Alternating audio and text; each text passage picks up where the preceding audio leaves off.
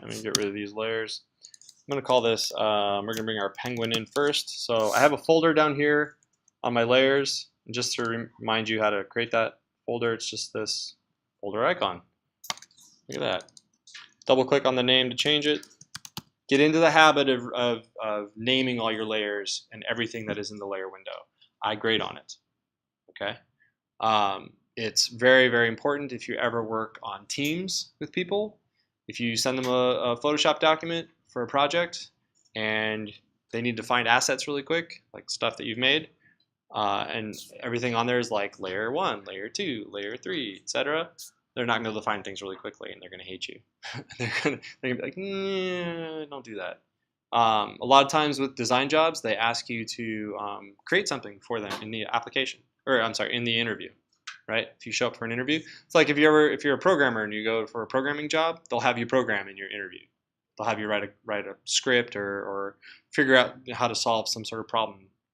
It's just a measure of whether or not you can actually do what you say you can do, right? Before they give you the job. Design jobs are generally the same way.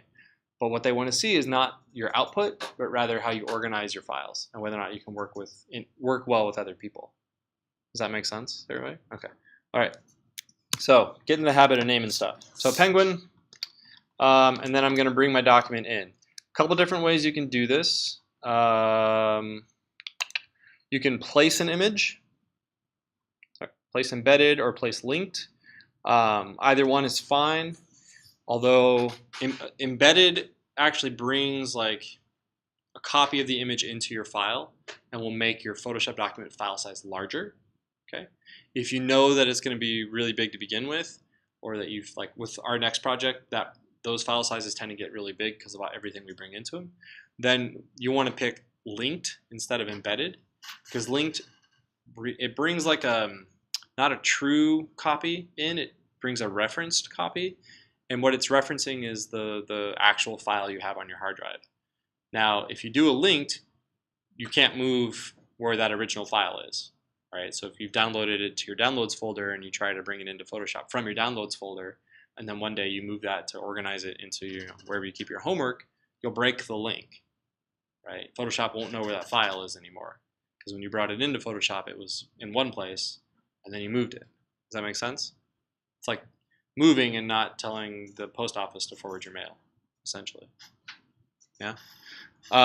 Whereas placing embedded is like email. It just goes with you wherever because you access it when you want to. I don't know if that was a terrible analogy. It just sort of struck me. Anyway, we're going to do placed embedded. It's going to say, hey, what do you want to do? What folder am I in? Oh, okay. I was like, I don't even know where I am. Navigate to wherever your folder is. Just a hint. OS 10 or Mac OS, whatever they're calling it now, keeps a list of the recent folders you've been in your Finder. All right, so the Finder being your navigator for your file navigator. So instead of like hunting for it over here and trying to go through things, just look and see if that folder's down here right away. It's faster. Okay. All right, I'm gonna bring a penguin image in. I'm just gonna start with him, I guess. So see how it has that X across it. I brought it in pretty big. I should have brought it in. Yeah, okay, it did. It should have brought it in its sizes. If you have it sized or wherever you want it,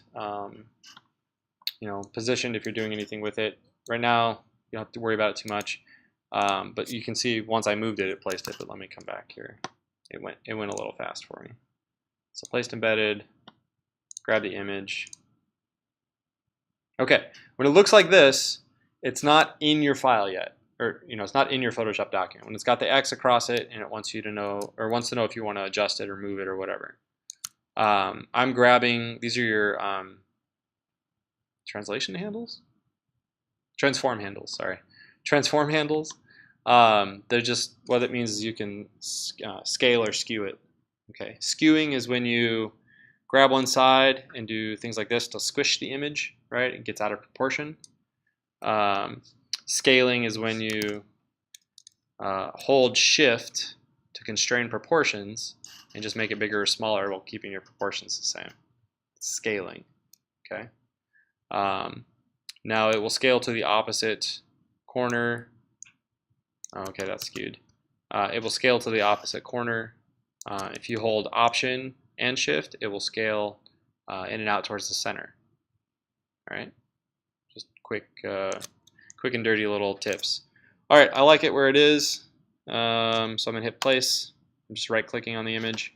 Obviously, this is way too big. I'm gonna drag it over down here into my penguin folder. This is way too big, but we're gonna use it to set up our mask for this layer. Okay. So to set up our mask for the layer, what we're gonna do is go to our rectangle marquee tool. All right.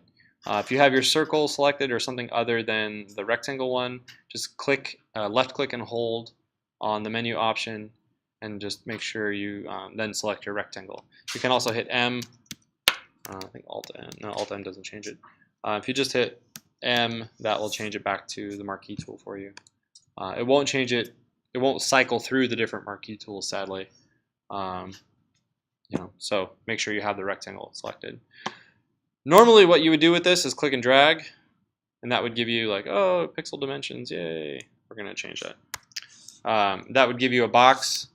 This little, like, I don't know what you'd call this, but this little pattern, little black and white sort of moving pattern. It's called marching ants. It's a terrible name, but marching ants. It's just moving. It's letting you know this is an active selection. Okay. All right. Command D is the deselect tool. So if you accidentally make a selection that you don't want to keep, right? Select, deselect. See the shortcut right there, Command D. All right.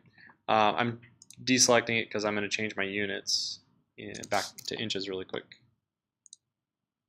Since we did our figuring in inches, might as well just keep it in inches. If you know a dimension like we do, we know that I know that I want to make a marquee selection tool of a specific dimension. Instead of clicking and dragging, you can just click in the.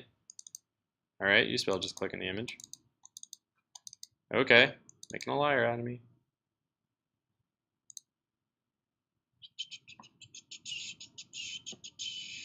Cancel.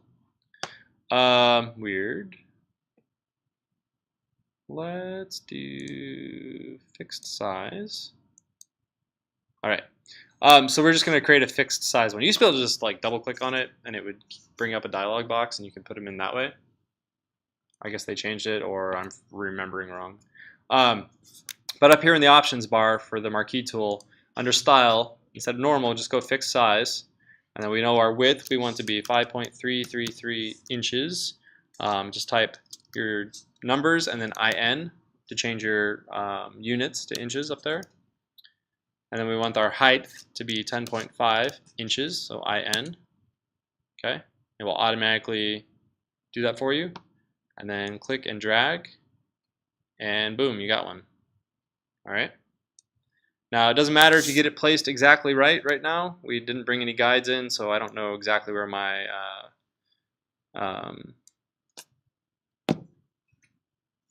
quarter-inch marks are. I do know, though, that because of the way we did our math, if I'm moving it around and that horizontal red line shows up that you guys can't see at all, can you see that? Whoa. Can you see that? Do you see red? Wow, I see one. You guys don't see one. Okay, that's the center line. There'll be like a little red line that will show up in the center. It's a smart guide, right? It's an active guide. If you hit that center line, then you know you have it in the center, which is where you want it, right? Then you know your top and your bottom margins are going to be a quarter-inch. You're just not going to know for your left and right. So in order to do that, we're going to place new guides. This is the one time where it's okay to hunt and peck through the menu, because I want to come to View, New Guide, and actually put in a guide. Vertical orientation, what's the position? So the position starts in all images, everything on a screen. Your starting point is always your top left corner. That is 0, 0. 0 inches in your X, 0 inches in your Y, 0 pixels in your X, 0 pixels in your Y, etc. Okay, that is your starting point. So 0 inches here, I want 0.25 inches. And that will give me a vertical guide at point. Holy bonkers. You can't see that. This is a terrible, terrible, terrible. Well, trust me, there is a purple line like right here on the screen. All right, we definitely need a new projector. That's really weird. I'll have to play with it. On the tutorial video, you'll see it, but there's a purple line there. Let's go. I'm going to add another one. New guide. So this one, you have to give it the dimensions for the other side, which is going to be like 16.75, right? Because that's a 1/4 inch in from 17. Does that make sense to everybody? All right. So 16.75. That puts one over there, which you still cannot see, which is awesome. All right. So now I just want to move this one over until it lines up, which you can't really see it still. All right, that's lined up. So I've got that tool selected. I have this selection. I have it lined up where I want it, and it's selected. Or I have the selection made on top of the image. So if you have that active selection, then you come down here. And this is your mask button. All right, add layer mask. So it masks it out for us. So it makes a little window right there that we can see. Now if we come over here in our, this is why I like the big icons in the layer window, right? Let me zoom out again. So there's a layer window. It shows me my image, but then it shows it's linked to something else. This is a mask. Okay, on a mask, mask only knows 2 colors, black and white. All right, the black hides things, the white shows things. So if you ever want to adjust your mask, like we will with the collage, we'll actually paint masks instead of using shapes to cut. Instead of cutting shapes out of the mask, we'll paint the mask. This is how you do it. Just remember that, black and white. Right? Black hides, white shows. Make sense? All right. Cool. All right. So that's one. Get that guy set up. It's a good idea to unlink them. What linking does is if I go to move my if I go to move the penguin, then the mask moves with it. All right, which is not what I want. I want my mask to always stay in this spot. Okay, so unlink them, then make sure that you have your penguin image selected and not your mask. You can see the selection box on top of them. And then with your move tool selected, that's this top tool. It's also V is the shortcut. You can move it. Move it up and down, move it left and right, whatever, right? So for now, we're not going to do anything to it, but that's how you set up a mask. I'm going to do the others before I get started. I like to have all 3 up while I'm working. That way I can sort of play them off each other as I'm composing, so to speak. All right. So what I need to do is set another guide. I know I need a guide at, what is this? 5.333 plus a 1/4 inch. Let's just do 5.333 plus 0.25. Actually, let's go 0.5. 5.833 is where my next one needs to be. So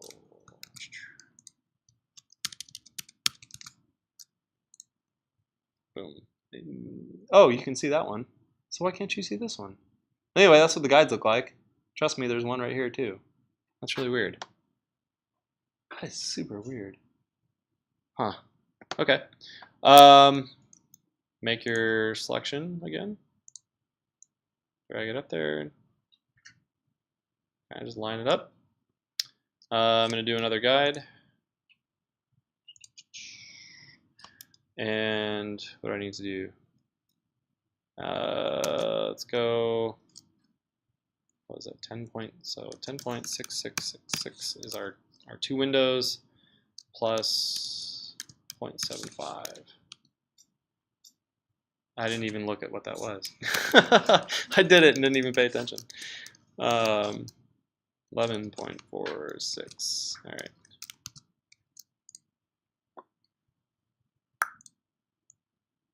Oh, whoops. Well, that was dumb.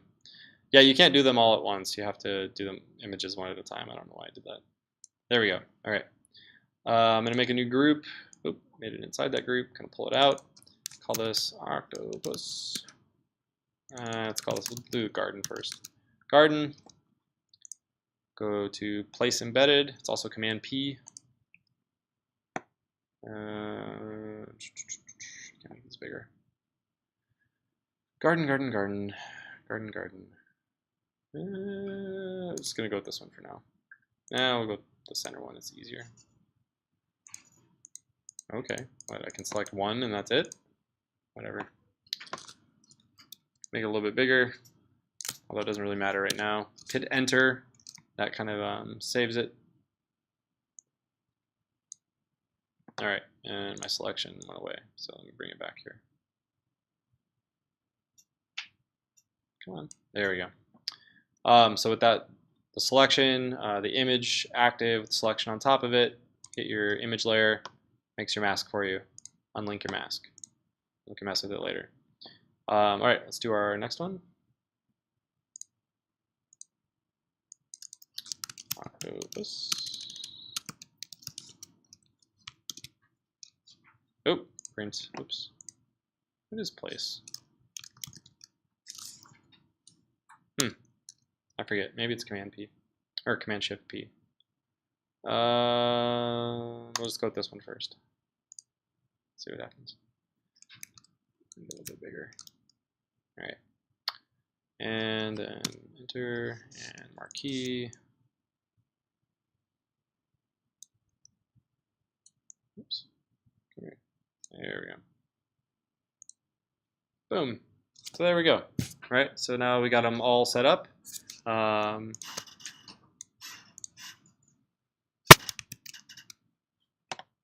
I opened it.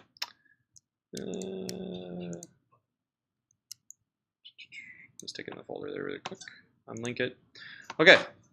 I've got them set up. Now I can kind of move them within their little windows. Try to decide how I want to think about them. A handy tool or a handy tip in Photoshop.